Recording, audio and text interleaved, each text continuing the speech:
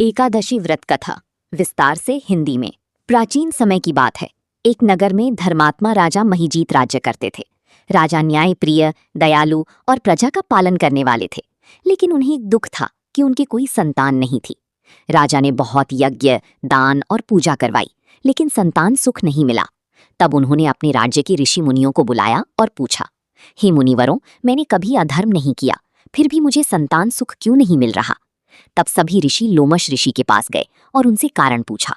लोमश ऋषि ने ध्यान लगाकर राजा के पिछले जन्म का हाल बताया। उन्होंने कहा, पिछले जन्म में राजा एक व्यापारी थे। एक दिन बहुत प्यासे होकर जल लेने जा रहे थे। रास्ते में एक गाय अपने बछड़े के साथ तालाब पर पानी पी रही थी। व्यापारी ने क्रोध में आकर गाय और बछड़े को हटा दिया और पहले स्वयं पानी पी लिया। उसी पाप के कारण इस जन्म में राजा को संतान सुख नहीं मिला। ऋषियों ने उपाय बताया कि यदि राजा और उनकी रानी एकादशी व्रत श्रद्धा से करें और उसका पुण्य भगवान विष्णु को अर्पित करें तो उनका दोष दूर होगा। राजा और रानी ने विधि पूर्वक एकादशी व्रत किया, भगवान विष्णु की पूजा की, कथा सुनी और द्वादशी के दिन दान देकर व्रत खोला। कुछ समय बाद भगवान विष्णु की कृपा से राजा को सुंदर पुत्र की प्राप्ति हुई। राज्य में खुशियां छा गईं। एकादशी व्रत का महत्व।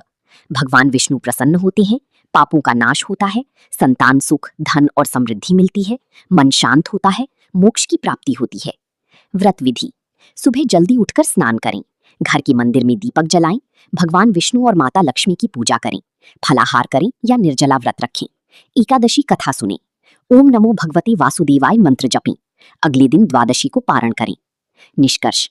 जो व्यक्ति श्रद्धा और सच्चे मन से एकादशी व्रत करता है, उसके जीवन के दुख दूर होते हैं और भगवान विष्णु की कृपा बनी रहती है।